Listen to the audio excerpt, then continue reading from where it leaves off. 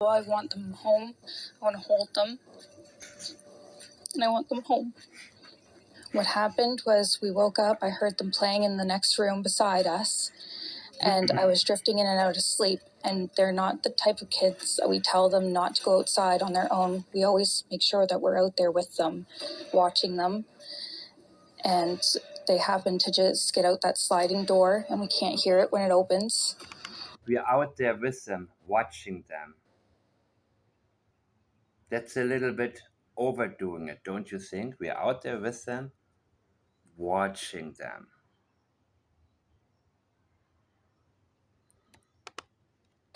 And they were outside playing, but we weren't aware of it at the time.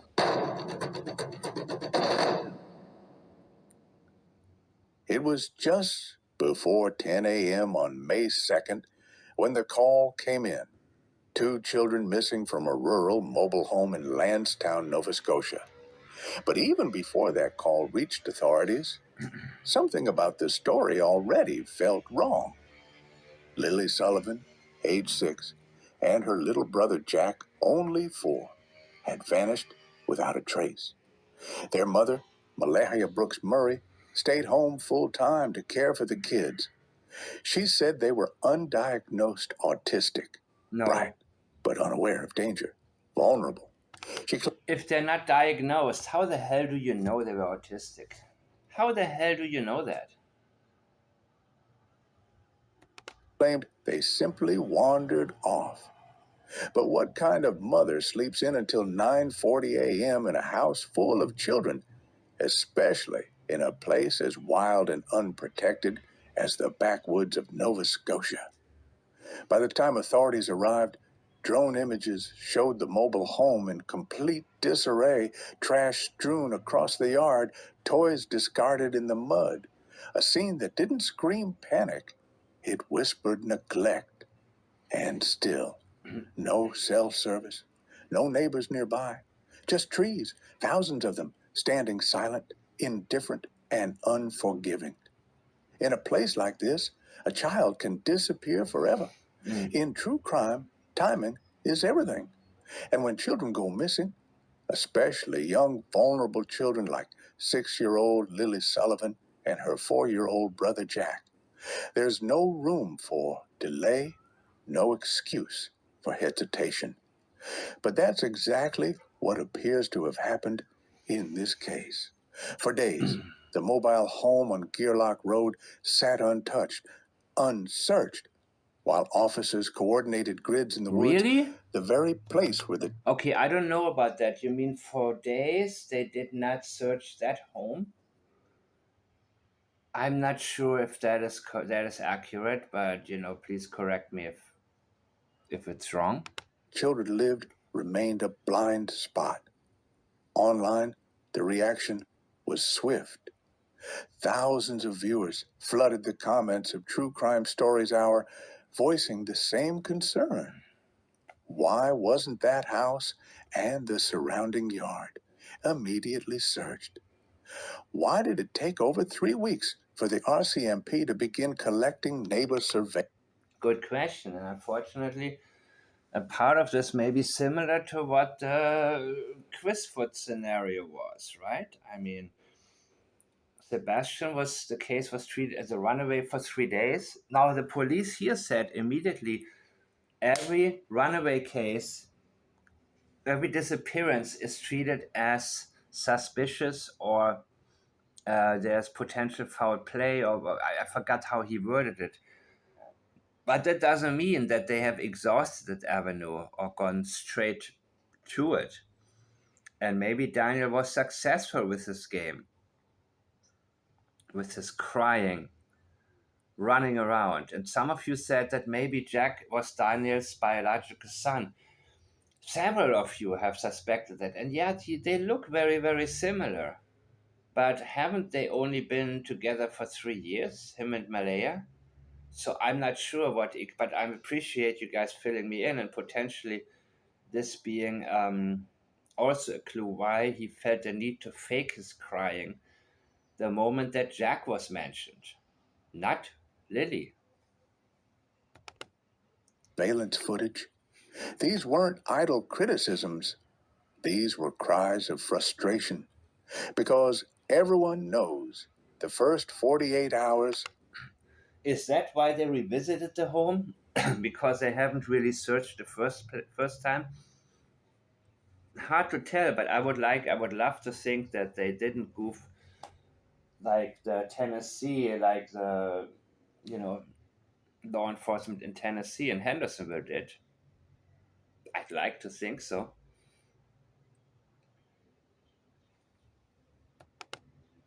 Are critical. And yet, weeks passed. The timeline, too, is unraveling. Initial reports claimed Lily and Jack were last seen Friday, May 2nd. But now some are saying they may have last been seen by the school bus driver on Tuesday, April 29th. That's a gap that changes everything. It means the family's account may not align with the last verifiable sighting. And that possibility, no matter how uncomfortable, has led many to believe that the RCMP's focus may have shifted, not just toward strangers lurking in the forest, but toward those inside the home. Yeah. Cool, man. It's gonna be good. Your spirit animal might be the key to understanding why certain things happen in your life. Did you know that the month you were born can reveal a deep secret about your soul? No. Each birth month is connected to a spiritual animal that influences your life in surprising. Just say no. The two children wandered into the forest on their own. Oh crap. Do I have to listen to this? True Crime Stories Hour exists to analyze statements, expert commentary, and key facts to explore plausible theories and identify potential red couldn't flags. have told you. I couldn't have. Our goal is not to accuse or harm anyone. We do not claim guilt. These videos are created strictly for informational, educational, and entertainment purposes. And mine too, except entertainment. I don't know, unless I do the Chris Foot voice. But yeah, mine. Do I have to disclaim again? My whole channel. Okay, I will put a disclaimer up there. I'm not the jury. I'm not a member of the jury. I'm not a judge. Everybody's innocent until proven guilty. Everything I'm stating is only my opinion. Thank you for watching. And are intended for a mature audience seeking thoughtful analysis and updates on ongoing cases. In every missing child case, the first theory is always the simplest. Maybe they wandered off. Maybe 6-year-old Lily Sullivan and her little brother Jack, just 4, slipped quietly into the woods behind their home on Gearlock Road and never found their way back. It's a heartbreaking thought, but a convenient one too. It offers comfort in chaos. But when you dig deeper, this theory begins to crack. The terrain surrounding their home isn't just remote, it's punishing. Dense forest, ravines, thick undergrowth. Volunteers with years of backcountry experience described it as some of the most difficult ground they've ever navigated. And yet somehow, 2 tiny children were supposed to have made it through undetected, past broken fences, out a sliding glass door, dressed in coats and... Very cute kids. He does look like Daniel. I mean, I thought that to say, I also thought that, but they have only been together for 3 years, right? Malaya and Daniel. So I wonder how old she is here. Maybe 4, maybe 3. Before her mother and Daniel gotten together. And she looks more like her mother used to look, actually. Very much how her mom used to look in these older pictures from 3 years ago. And I think she looks less stressed and more relaxed. I think that the relationship between Daniel and Malaya was absolutely toxic. I think it was a horrible relationship. in terms of two people being really bad for each other, not lifting each other up, but rather just, there was, well, all of this is allegedly, of course, but yeah, these are, I think, this is her before Daniel. But then again, this looks like it could be the trailer thing, right? I don't know. So she was what, 4? No. She would have been 3 when. Okay, maybe they just met. Maybe things were still better, but she was 3 when Daniel. She's 6. He's 4. So she would have been 3 when her mom moved in with Daniel. That could be around that time. But he would have been 1 year old. So unless there's something going on that we don't really know and we're not being filled in, but I think all of this will come out in time. Boots with backpacks on, without waking anyone, without triggering a single sound. The RCMP deployed everything. Drones, helicopters. And that's why I'm watching this channel, because whoever's behind it, despite the AI thing, is still, they're doing a better job than the so-called creators that, throw out so many. At least he's doing something. You understand what I mean? He's doing something good. He's getting a good amount of pictures, and he's getting some things compiled here that I may have not seen before. So credit where due. Ground teams, thermal imaging, and 16 K9 units. Over 160 searchers combed the forest for 6 days straight, and not one footprint, not one piece of clothing, no torn fabric, no broken branches, no scent trail. The dogs didn't pick up anything around the home. Nothing. Reasons that we did actually suspend was because of the exhaustion and the stress, and we were starting to see more injuries. Everybody's rested, refreshed, ready to go. They're still going to push themselves to the point where they can. I bet you also that the searchers, after a while, all of them were like, listen, man, what the hell are we doing here? This is not giving us answers. You know what I mean? And the spirit of the searchers reached higher levels, who probably realized, we're not looking in the right direction, dude. Always look for what you might have missed. I mean, there's, I think, the best of the best policies. And I think in Canada, you probably have to go through certain procedures before you can start looking at the people you may suspect from the beginning. That's just a guess of mine. I don't know. I'm not sure, but you can, again, fill me in and let me know.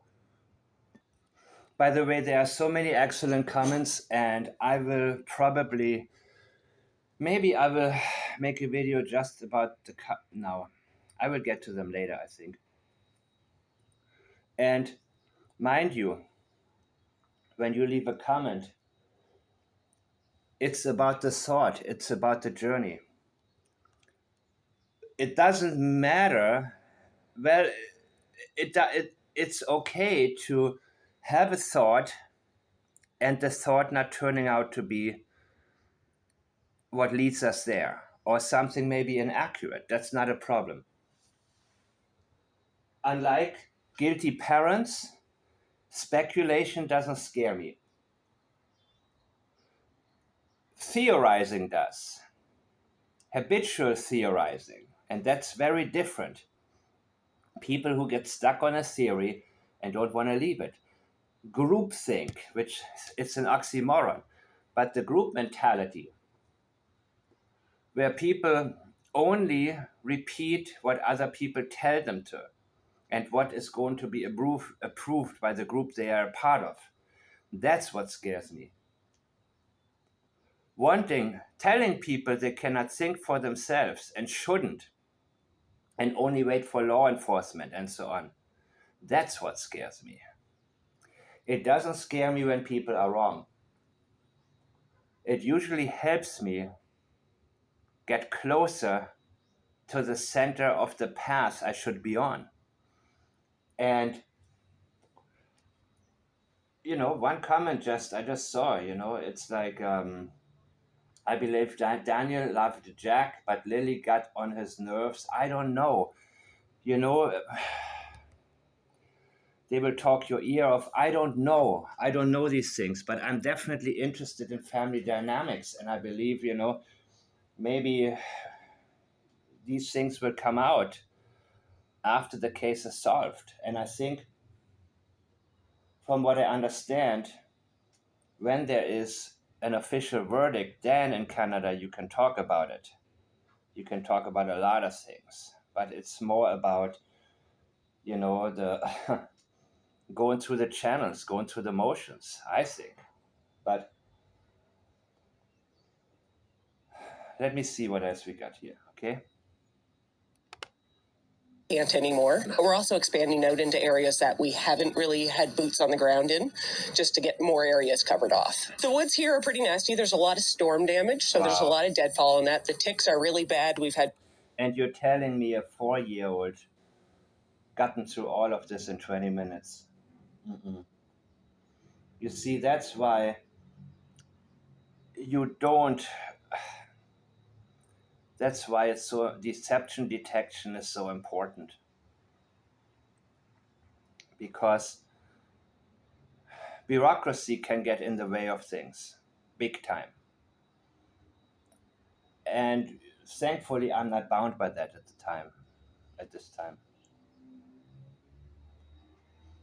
In this case, I'm not, and I appreciate when people, share thoughts, real thoughts. And mind you, deception detection is a part of statement analysis, but so is intention detection. Seeing what angle somebody is coming from, so you can sort of filter things on your own and make a decision whom you're going to listen to right now, to prioritize. In business, it's very important.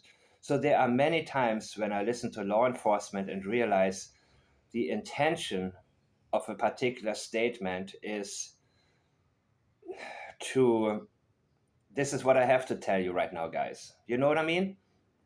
Kind of like, I have to go through the emotion. My superior told me we have to, first you scour the woods, and then you can look at the family a little bit closer. Then you can do it in a more open manner, because you don't, you can say, I already looked at everything else. Now I have to look at these guys. I'm not violating their rights or anything. I don't know. I'm speculating. I'm trying to, I'm of course listening to what the people in law enforcement are saying. And so many times when I'm analyzing statements from law enforcement, or what I prefer actually, when they ask questions, when a reporter asks them a question, and many times the answers indicate that they don't really always believe in what they're doing right now. They don't always believe that what they have to do right now is actually leading them closer to figuring out what took place here. So I want to keep that as a reminder that the most important statements for me are always the people of interest, the persons of interest, the people who would know, not the people whose job it is to find out, because they also have to go through, they are employees, they're working, they have a supervisor. Had people come out and say they could see them crawling around on the ground. And let's not forget what Daniel Martell, the man who called... And of course, the statement, the intention is often, usually, when law enforcement gives an official statement, we are doing our job. That is usually the number one message they want to convey. We are doing what we're being paid for.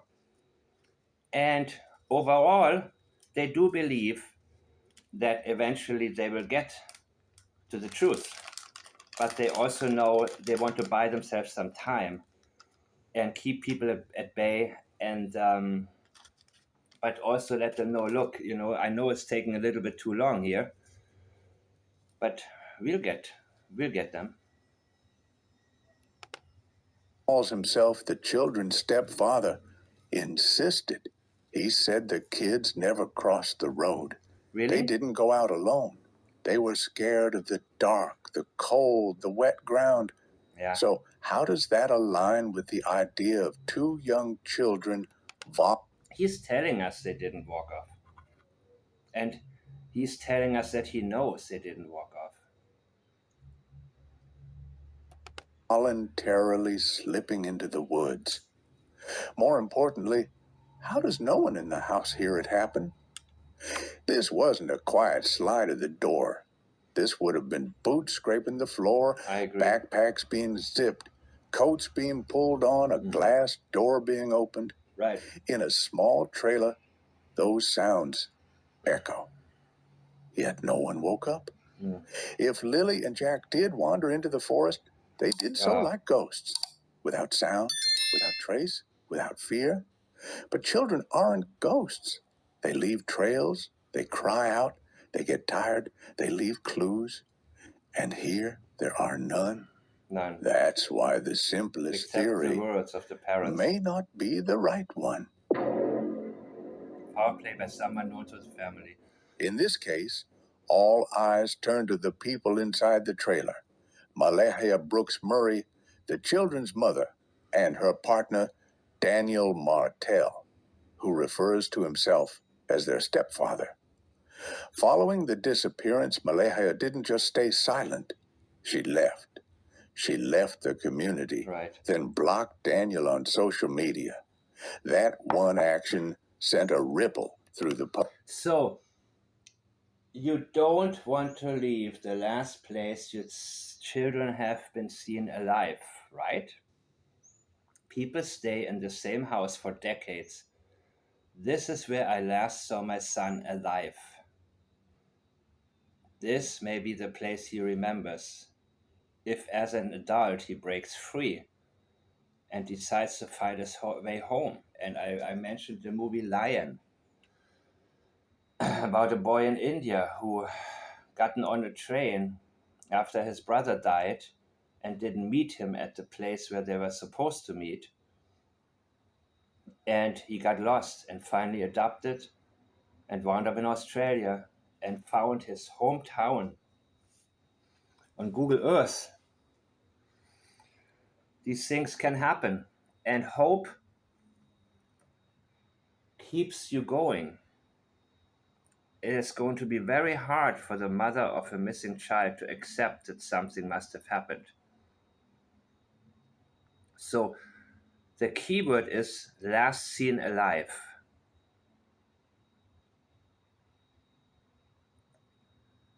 If they were last seen but not alive, or had been passed on to somebody who took them far away, then that instinctive need to stay put and stay connected to the last place, that would have been the last place to have seen the children alive, is no longer there. Even worse, there can be a disconnect. This is where I saw something happening to my children, something terrible. And the bad memories of what happened make it impossible for me to stick around. That could be the exact opposite. And that would explain why she also doesn't even want to stay in touch with at least maybe the grandma or the brother. And hey, did you hear anything? Did you hear anything? Did the kids come back? Is something happening? Please, please, keep me updated. None of that. Everything is so final here. Public. What could cause a mother to cut ties so abruptly with the last person to see her children? Was it grief? Mm-hmm. Was it conflict? Grief. Or was it guilt? What did she say? Sorrow. Pain and sorrow. That's grief. Not worry and fear, but pain and sorrow. The pain would be there, of course, but you wouldn't focus on that pain. Hope would keep you going, but she has no hope. She has no hope in her children returning there, or anything good coming from that particular house. So she feels very disconnected, especially her statement, him, my partner Daniel. She didn't even want to mention his name. She forced herself to do it because she felt she had to do it, because people listening for the first time may not be aware whom she's referring to. And she didn't say Daniel, my partner, Daniel, my boyfriend, Daniel, my husband, my partner, right? Is that what she said?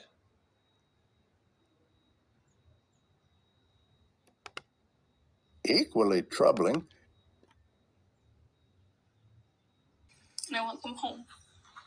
What happened was we woke up, I heard them playing in the next room beside us, and I was drifting in and out of sleep, and they're not the type of kids we tell them not to go outside on their own. We always make sure that we're out there with them, watching them, and they happen to just get out that sliding door, and we can't hear it when it opens, and they were outside playing, but we weren't aware of it at the time, and the next thing we knew, it was quiet, and we get up, and I tell him, my partner, Daniel.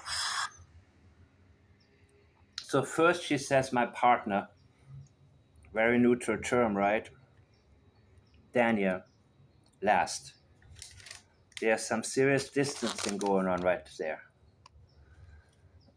that she wants to bridge because she doesn't want to talk about why she feels such an aversion all of a sudden to him.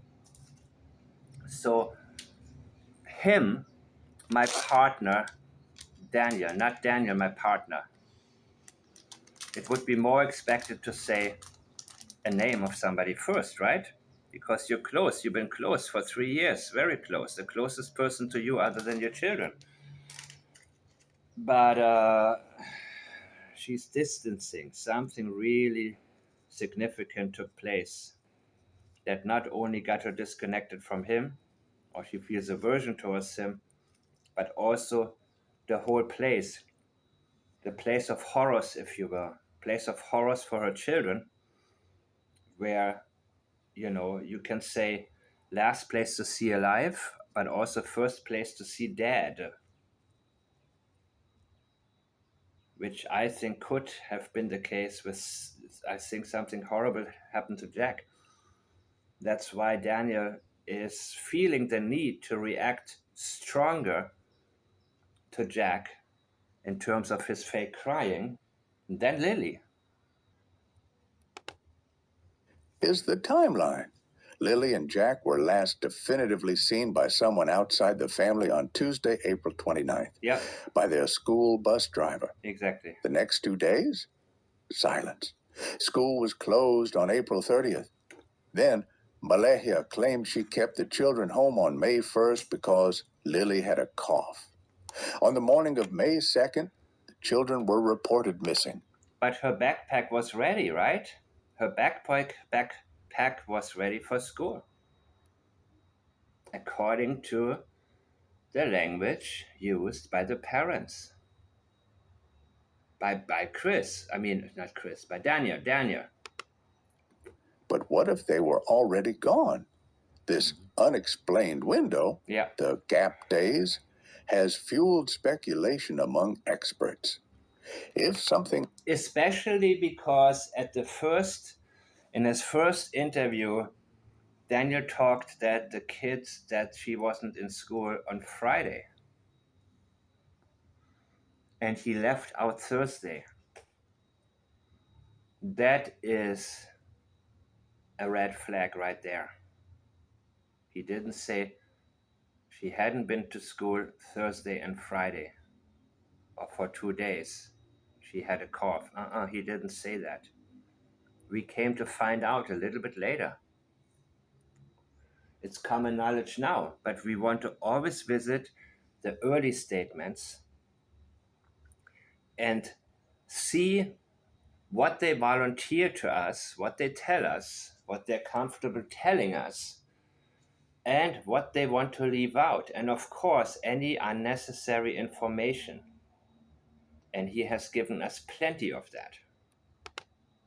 Happened on April 30th or May 1st, then the 911 call on May 2nd may have been less of a discovery and more of a performance. Yep.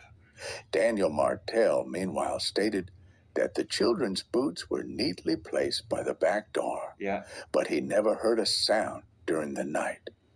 He claims the sliding glass door must have been used, but in a small mobile home, that kind of movement would echo.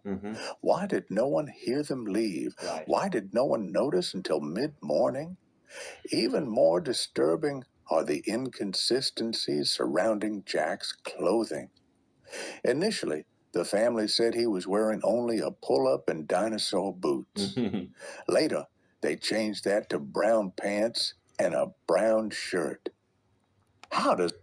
Isn't that so similar to Melissa Proudfoot's statement about how Sebastian left? She gave no description, what color clothing or anything. He left without his shoes, wearing glasses, and a small flashlight. So am I supposed to look for a naked 15-year-old boy with glasses holding a flashlight or what? There is no concern in there's no desire to help us find this boy. Even if you are not sure what he was wearing, you can tell us, well, I'm not that involved actually in dressing the children. I don't really know too much about it. I know, but I think, we talked about it and he was probably, we cannot find his brown pants or whatever. You would volunteer that immediately. The same with Katie Proudfoot's first post about Sebastian being missing. You want to do what you can to identify as well as possible how you could recognize a missing child. But prioritizing on himself how much Daniel has done, that's all he does. It's all reputation management and no focus on how can we recognize Jack, other than the pull-up that stands out to you, which I think was a huge, could have been a huge reason for arguments in that house, that Jack was still wearing a pull-up. Not only that, he wasn't changed regularly and had a tendency to take it off himself. That's what the language of Daniel indicates. So his priority was the pull-up, and the priority was the boots, because I think that when the children were removed, they had to remind themselves to remove the boots as well. And the backpack, which I think was ready for school, for Thursday morning. And they didn't not show up in school because Lily had a cough, but because Lily and Jack were already gone. As a parent, forget what a missing child was last seen wearing. Yep. I know they took their boots. That's pink boots for Lily, blue boots for Jack. How accurate, right? Because he saw these boots. They took their boots. No. Not they wore their boots. They took their boots. Somebody remembered to take the boots also and saw them. He saw these boots and probably said, wait. make sure you take the boots as well, because otherwise it wouldn't make sense that they disappeared into who knows where. And you're trying to sell us an abduction, especially then they wouldn't have gone barefoot to the road where they could have been abducted, according to him, or according to what they want to indicate is a possibility that we need to wrap our minds around so we forget about looking at him. Dinosaurs on them. Lily had her backpack with white, and it was white, strawberries on it. I Had her backpack, not wore her backpack. Here you can say took her backpack. She had her backpack. So I think whoever removed these children made sure she had her backpack with her.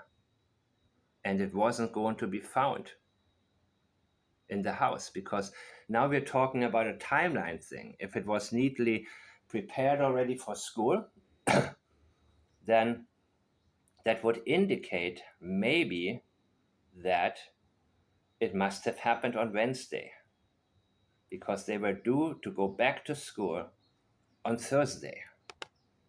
imagine now if they're in the woods that it'd be probably brown, but I don't see them carrying their backpack. What happened to turn the backpack brown?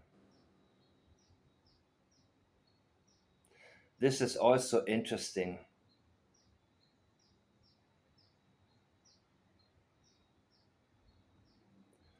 What happened, Daniel? Where did the kids wind up?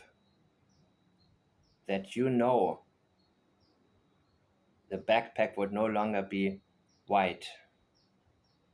I don't see them keeping a pull-up on for that long after it got soaked from the very first day. We only found From the very first day. What was the very first day? Was it still soaked when something happened to him? The very first day being what, Wednesday? The real very first day? the 2 boot tracks outside of the house. Whereabouts? Right beside the house, probably 10 feet away from the backyard. In the backyard, okay. Nothing new, other than the helicopters are still in the air, and they had dogs. They took around the dogs today, and Nothing new. Still in the air. It's ongoing. Yes, but that's nothing new. He doesn't expect anything new to be found. The only thing new is that they're still in the air. He's telling us nothing can be expected in this area, and he knows it. as of last night, they had 8 more drones going on. So he focuses on the activity rather than the goal. Where could the children be? He doesn't speculate. You will speculate. Chris Proudfoot also always said, speculate, you shouldn't speculate. But that's exactly what you will do as a parent of a missing child. You will not stop speculating until you know which direction you need to look into. And then it will be less of a speculation. But until you have anything solid, speculation is what can lead you towards finding the kids. And then Fred, I urge the public to come out if you have anything, come out as fast as possible and get it to anything. Keep them busy so they don't come back to my trailer, which they wound up doing.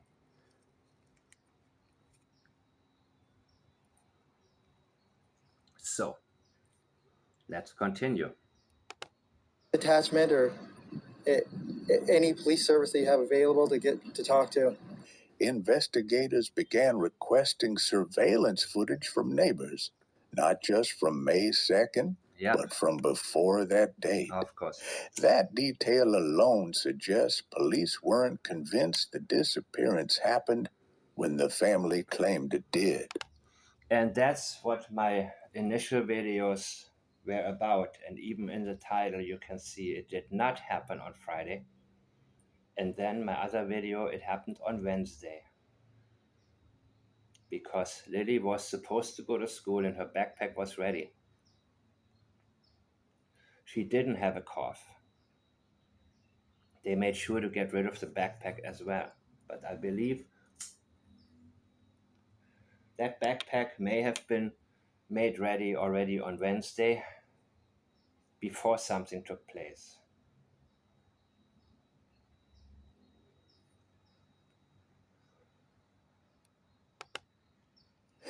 If Lily and Jack were harmed inside the home and moved afterward, it would explain the complete lack of forensic evidence, scent trails, or signs of departure.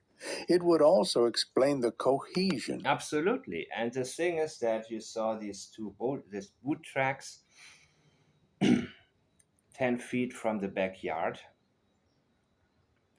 And the dogs, did they pick up a scent? No, not from what I understand. They didn't pick up a scent to go anywhere. It indicates they were transported away with a vehicle. And the dogs lost the scent because of that. The only scent would be in the wind. Now, not traceable, not on the ground anywhere, because they didn't walk anywhere. Of the family story, not just the mother and Daniel, but both of them holding the same narrative, backing each other up without deviation. Exactly. In true crime cases, that often points to mutual protection. Yep. Or mutual involvement. And perhaps the most chilling. And that indicates to me they are both equally involved, or close to equally. No matter whom her family blames, they're both in this together, and they know if one goes down, the other will go down. So that's why they hold on so tightly to whatever crappy script they came up with together. And they're no Katie Proudfoots. Katie Proudfoot is good at writing a script, coming up, fabricating a scenario that is preposterous, but still good enough for the general public to say, okay, maybe it happened like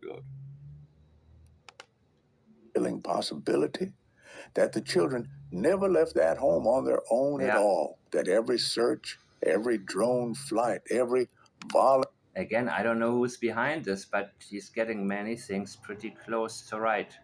Volunteer step through the woods was directed away from where the truth had always been. Because if the timeline is wrong, if the clothes are wrong, if the behavior is wrong, then maybe the story is too. I canceled my Midjourney subscription because this AI does everything I need. I can upload my own photos and create Kidnapping by an outsider. It's a theory that surfaces in nearly every child disappearance. Maybe they walked out to the road. This creepy and someone footage was waiting. Whether by chance or by design, that possibility of abduction by a passing vehicle was one of the earliest considered in the case of Lily and...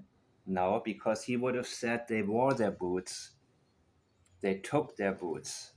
Somebody took the boots for them. They didn't wander onto the street. No way.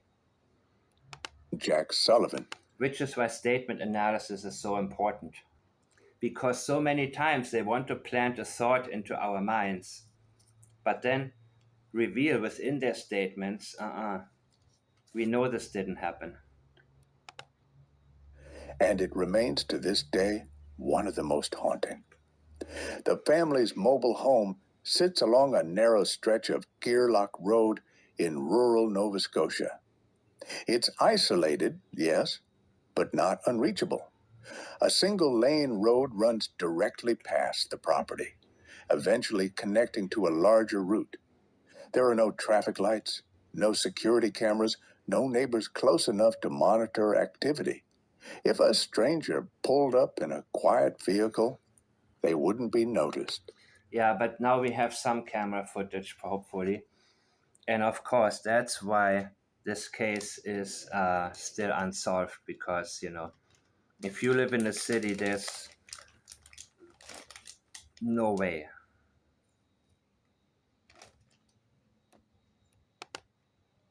If someone local passed by and saw two unattended children, the opportunity was there. That's what makes this theory chilling. Right. Because no one saw them leave, no one heard them. No scent trail led into the woods.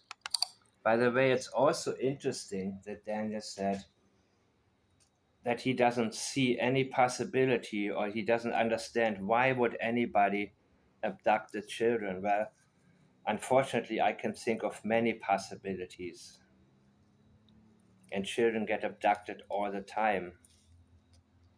So that's also interesting to me, because once again, he either doesn't want to have people think about what motive there could have been, or he's telling us this didn't happen. Every search dog lost the trail at the house. None of them found even the faintest trace leading into the forest. So why did they go into the forest? Did they think that maybe the children were transported by car into the forest and gotten rid of there? That's a high possibility too. That maybe they thought, look, we may be able to find their bodies, and then we really have enough to go into the house and make it stick, have an arrest and make it stick, because then we have more evidence and can connect the dots and prove that the parents, were involved, that something happened in the house, and that they or somebody who came to visit or already lived in the house could have transported their bodies away. But what if the trail didn't lead into the forest at all? And that's also why they probably felt comfortable to say they don't believe the kids would be alive. If they found them in the forest, they wouldn't expect two alive children, because they would have been transported. And they may believe what they would have transported would have been dead bodies. Early in the investigation, the RCMP requested the conditions to issue an Amber Alert. That request is significant. Amber Alerts are only issued when abduction is suspected, a child is in imminent danger, and there's actionable information the public can help with. The fact that police even considered it means that, at least in the beginning, they were treating this like a potential kidnapping. So, what could have happened? There are two prevailing scenarios. The first is a crime of opportunity. Of course, they didn't think there was a kidnapping. But telling the public to call in for anything and, Amber Alert, that would shift away the attention from the home and look out there. The same way Katie Proudfoot kept saying, he is out there. A stranger driving past saw the children, perhaps standing near the road, confused. They would have worn their boots, not taken their boots. Cold, and acted on impulse. Young children, especially if they've never been warned thoroughly about strangers, are easy to lure. And that is the other thing. When they don't know about stranger danger, 5 races of the Milky Way compete for supremacy in the starry sky. Human race. The second scenario. So they don't know stranger danger, right? Did nobody teach them? The same way nobody taught him, nobody potty trained him, or nobody prepared them for school to make sure they got their homework done and are prepared for classes so they can catch up. Yeah. And again, stranger danger may have been right there in the house. And that could also explain why they had no fear talking to strangers, because maybe some of the worst were already, in and out of the house. So the natural reaction a child would have if they see a stranger and are reluctant, maybe these kids felt like, oh my God, no, we already, deal with the worst types of people coming in and out. So they're desensitized to that, meaning that their natural intuition or instinct doesn't always kick in because they are surrounded by danger. That's what I think. Children that are more protected, when they meet a stranger, the unfamiliarity or whatever they intuitively pick up can trigger a reaction of reluctance. But that reluctance was, I think, broken within these kids. That, I don't know. I mean, if the neighbor's correct, it would have been like a train station with allegedly drugs. I don't know about this. I mean, I need to know more about how factual all of this is. But it's interesting that Daniel introduced the thought of a drug test. Is he feeling the need to prove something? Because I don't do drugs, and I don't even wouldn't even think about suggesting if something happened in my family, you need to drug test me to what? To prove that I had nothing to do with it? It wouldn't even cross my mind that somebody, that I need to, you know, maybe but he is, again, he's so worried about what people are saying. Who cares what they're saying? Your children are not back, even though you show us that you already know what happened to them. And there's no need to search. This kind of language gives you away. The lack of concern what the kids are going through right now. And Daniel, have you ever expressed that? Why would you pretend to cry? Why not put this energy into coming up with different scenarios? And he always talked about they. They are searching. They. He doesn't include himself in that. Not we are searching. Oh, they are out there. Out there, far out there, far out. So far out. Far away from where the police really need to look. That's what his language is indicating. Is more disturbing, a targeted abduction. Someone who had watched the home, learned the routine, waited for the right moment. This wouldn't be unheard of, especially in rural communities where law enforcement presence is light and social services are stretched thin. But there's another layer to this theory, one that adds both gravity and grief. Yeah, grief. Malahia Brooks Murray, the mother of Lily and Jack, is a member of Canada's Indigenous community. This is a country where Indigenous women and children go missing at disproportionately high rates, often with little urgency or media coverage. Some fear this could be part of that same tragic pattern. No, I mean, Daniel is not Native American, and the people in the homes are not, and I don't see a connection there. Someone have targeted the family because of who they were. Despite all this, the abduction theory remains frustratingly difficult to prove. Yeah. There were no Or witnesses. No one reported seeing a suspicious vehicle or hearing a struggle. There were no dash cams, no security footage. Even the nearby trail cameras, like the one on neighbor Melissa Scott's property, captured nothing useful. Or at least Really? nothing that's been released to the public. Yeah, that's a difference, bro. There were also no physical clues at the scene, no tire tracks, no signs of a scuffle, no personal. There was rain, and Daniel made sure to drive that morning, so maybe that was for the purpose of removing some tire tracks, or overshadowing, or, throwing people off. Oh no, these are the tire tracks from this morning. No belongings left behind, not a shoe, not a scrap of clothing, not even a footprint in the mud. Yet, the family continues to insist on this theory.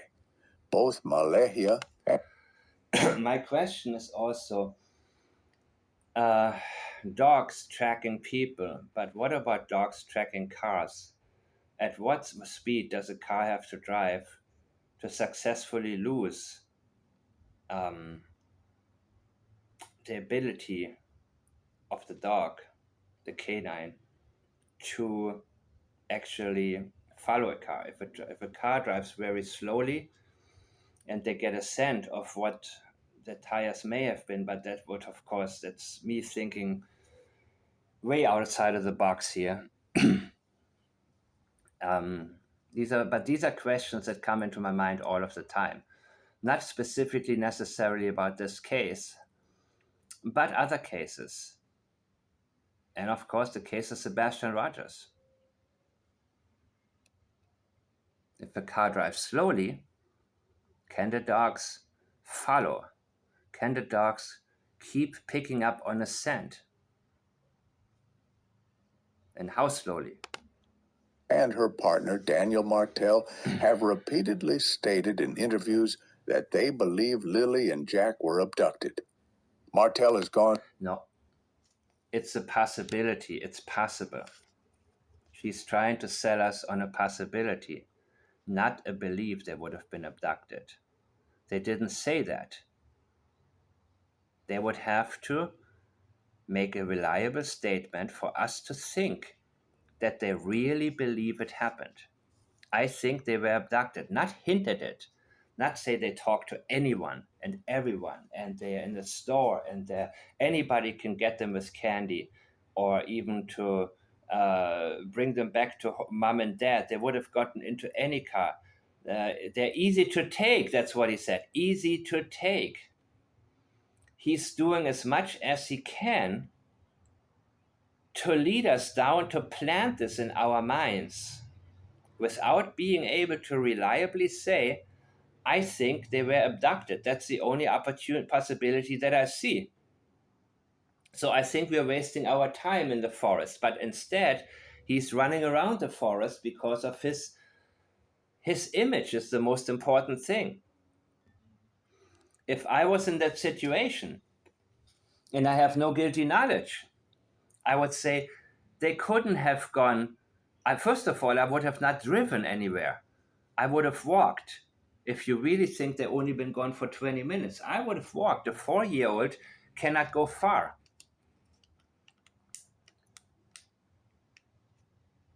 But he didn't do that. And then I would have said, they must have gone to the road. Please, are there cameras?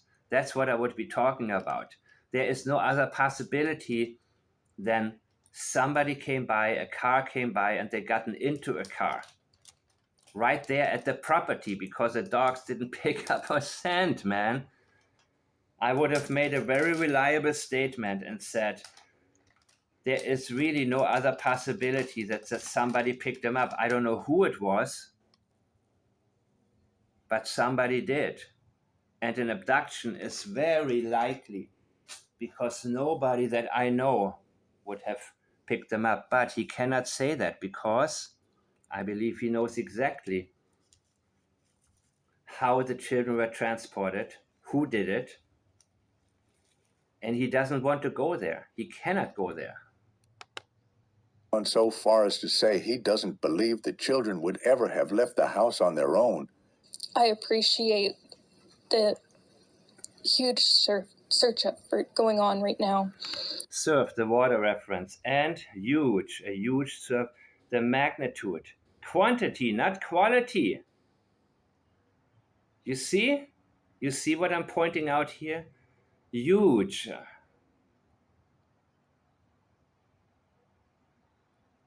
You don't have to have a huge search effort if you look in the right direction. But she appreciates a huge search effort which shouldn't make any sense to her, necessarily. Seth Rogers was asked, how happy are you with the investigation? He said, my son is not here. So how do you spend all of this time appreciating something that hasn't led to any result unless you appreciate the fact that people are looking in the wrong direction? But we've been pushing for an Amber Alert, which But hasn't been. exactly. Look far away from the house. Look everywhere, all over Canada, but don't come back to the trailer. Issued, not just that they could possibly be abducted, which it is a possibility that they could have. It is a possibility, but you don't believe in it.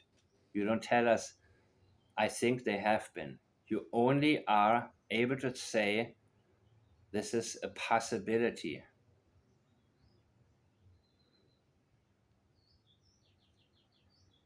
The same like Daniel. Been, but just an alert to let everyone know that they are missing.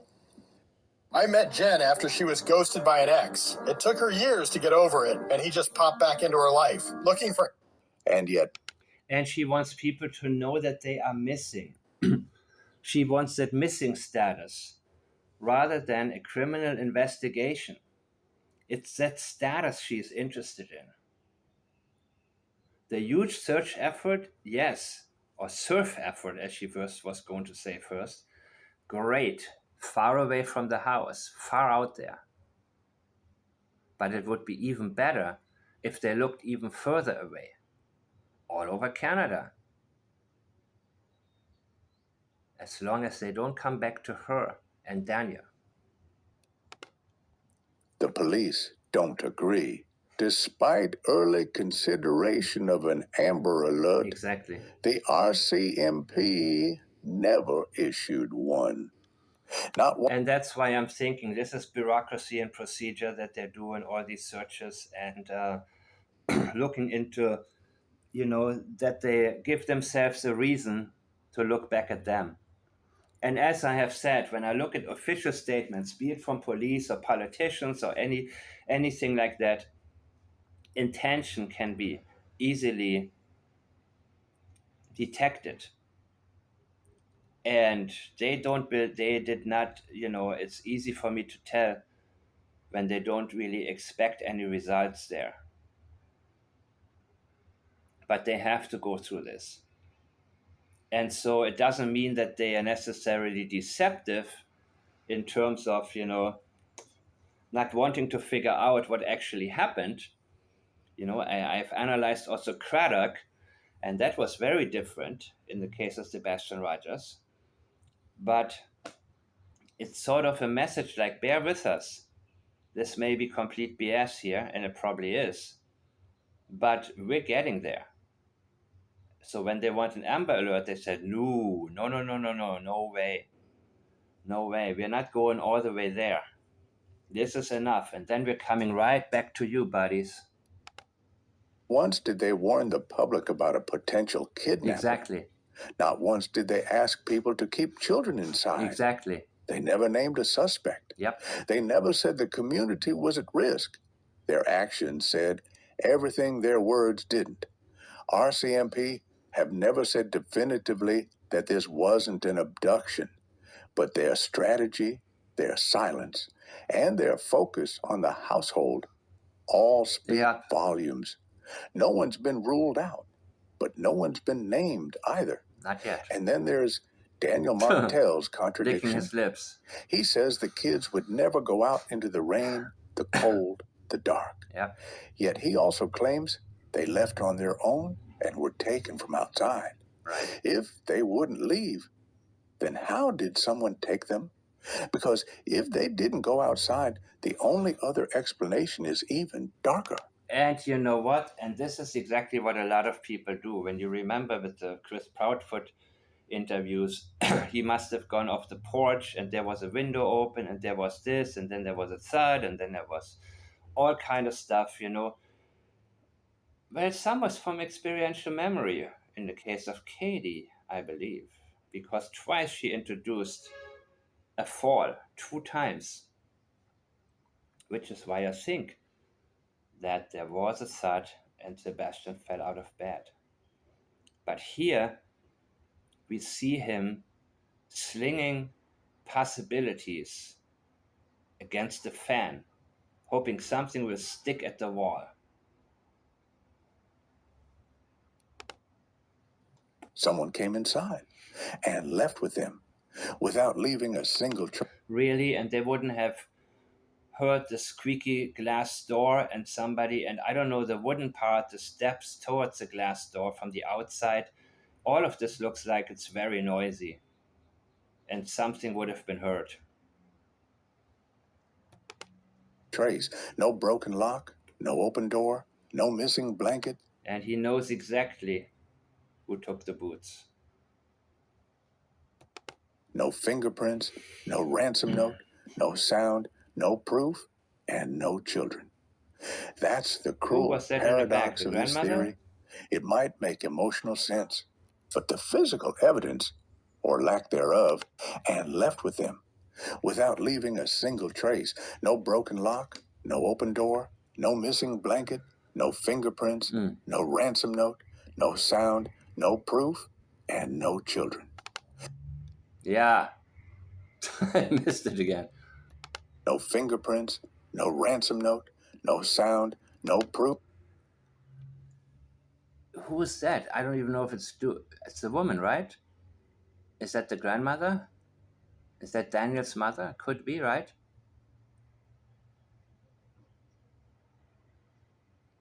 How old were they here? Well, they both have pacifiers, but were they 4 and 1? Or 3 and 1? Which would have been their age at the time that they moved into the house with Daniel, right? But I don't know. I don't know who it is there in the back.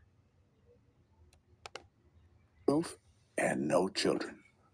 That's the cruel paradox of this theory. It might make emotional sense, but the physical evidence, or lack thereof, leaves nothing to hold on to. Not yet. In a case built on silence and shadows, the question isn't just what happened. It's Why? what's most likely to have happened. True Crime Stories Hour has it. And eliminating what didn't happen. There was no abduction. The kids didn't wander off. And Daniel knows, and she knows what happened. And that's as simple as it gets. You look at what didn't happen, and then you're stuck with what you cannot eliminate. And as time goes by, it starts to make more and more sense. Examined each theory through the lens of relative probability. And while all three remain technically possible, one stands above the rest. The theory that Lily and Jack Sullivan wandered into the forest defies everything we know. No scent, no trail, no items left behind. Not even the most seasoned search teams found a trace. And you see, that's why I like this type of video, because it's much better than Plunder was good too. But that's why I always encourage people to watch something that is at least, or Pilo, of course, watch people who are at least trying to figure out who are goal oriented, at least somewhat.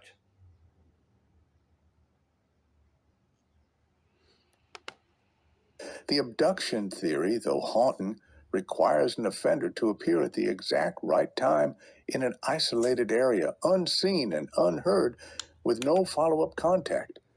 But the second theory, the possibility of harm caused by someone close, is disturbingly ordinary.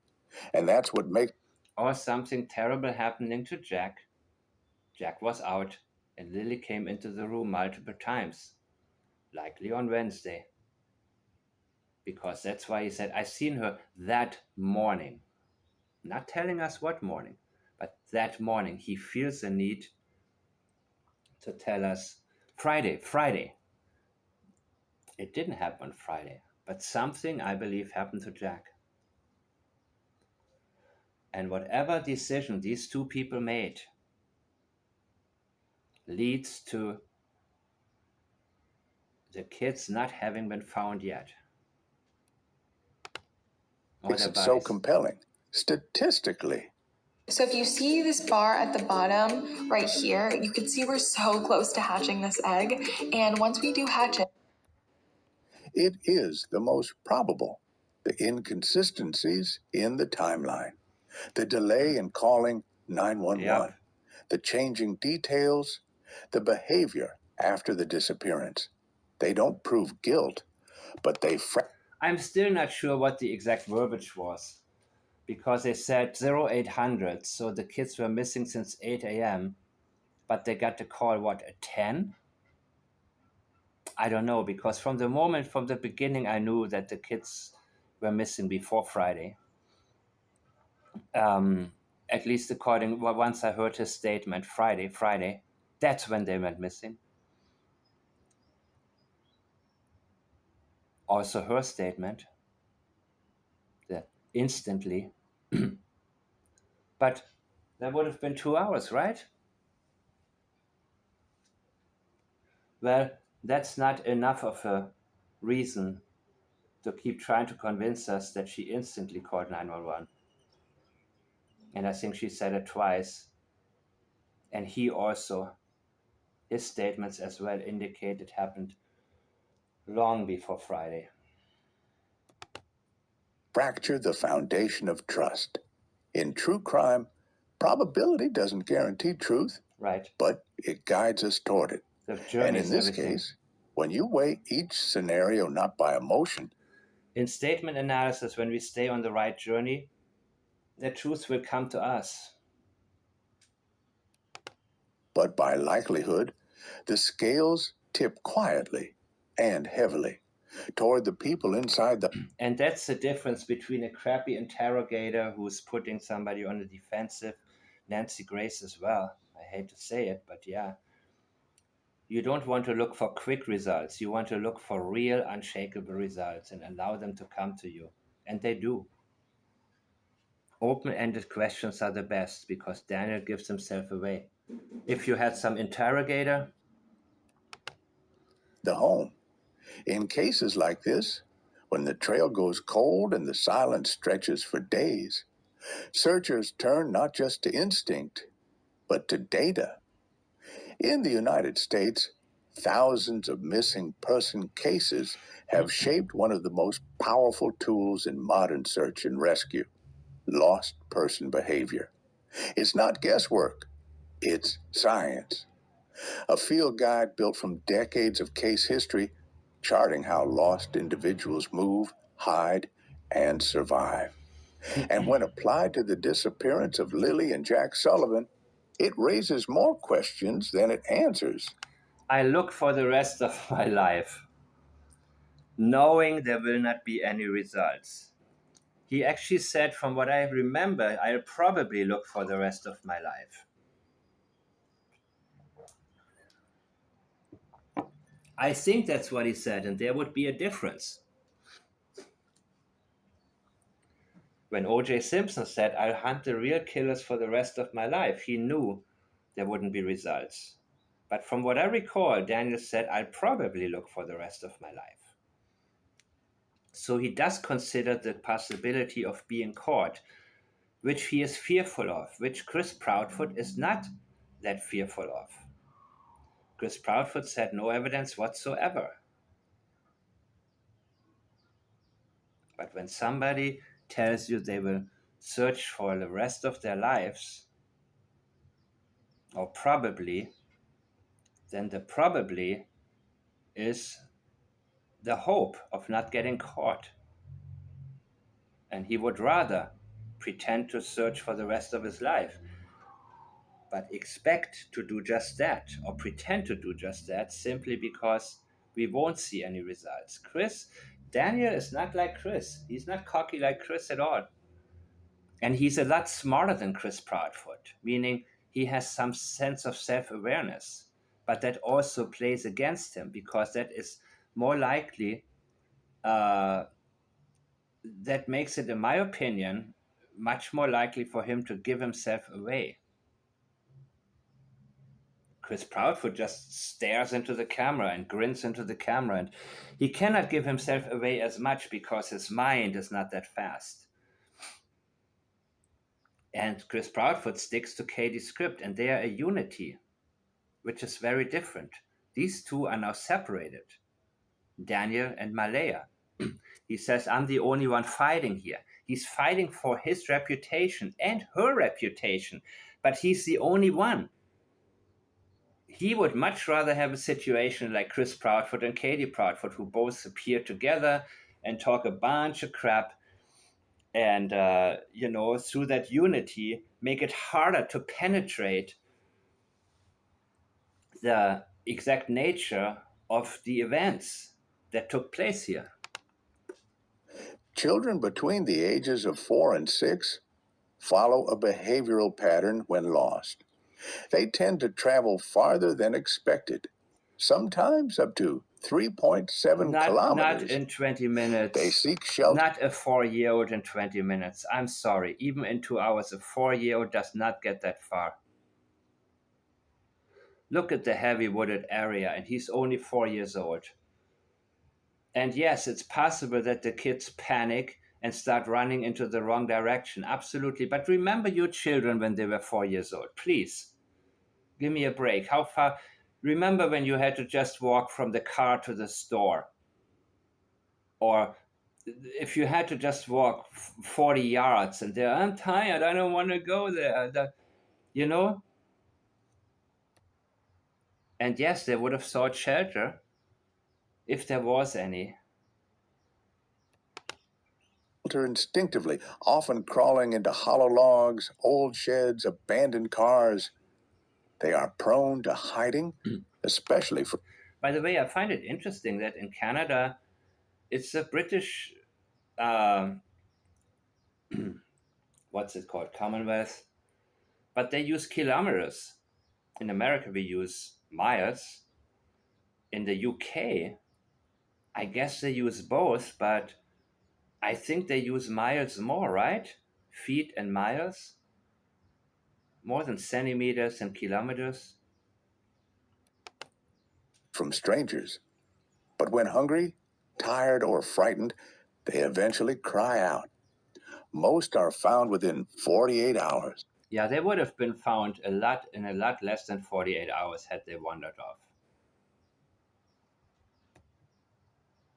Within 2 hours maximum. But in the case of Lily and Jack, yet after 6 days, if they had been gone for 2 hours. 160 trained searchers, K-9 teams, drones, and air support. Nothing was found. No footprint, no jacket, no sound, no sign. For 2 children supposedly lost, they left no behavioral signature behind. That's why True Crime Stories Hour leans towards something darker. Me too. Thank you. If Lily and Jack had wandered, lost person behavior would have left breadcrumbs behind. But there were none, not even one, which suggests they may not have been lost at all. Yep. They may have never left the house. Not on their own. True Crime Stories Hour doesn't claim to know exactly what happened, but after examining the evidence, the gaps in the behavior, both during and after their disappearance, one possibility rises above the rest. Not the woods, not a passing stranger, but something far closer. Thank you for watching True Crime Stories Hour. True Crime Stories Hour. Thank you very much for this compilation and a lot of useful images and a lot of useful statements and so on and so on. So you are now one of the 3 that I don't mind watching at all, that I like. And of course, Sweetie Pie Low is on top of the list. Plunder is also a good one. And this one, whoever is behind it, even if the statement analysis may be AI generated, at least in part, or at least there's some effort here. And it's very helpful for me to do this. And leave me your comments, correct me where I didn't get something accurate when it comes to the timeline, which I haven't paid that much attention to. I'm mostly watching the statements examining the statements, a little bit of body language, especially in the case of Daniel, not only when he's doing the fake crying, and when they lick their lips, it's often, to wash their lies away, or people get dry when they're nervous. And all of these indicators I take into consideration. The most important thing is the path that we are walking, and we are walking the right path. And as long as we are walking uninterruptedly, the truth will come to us.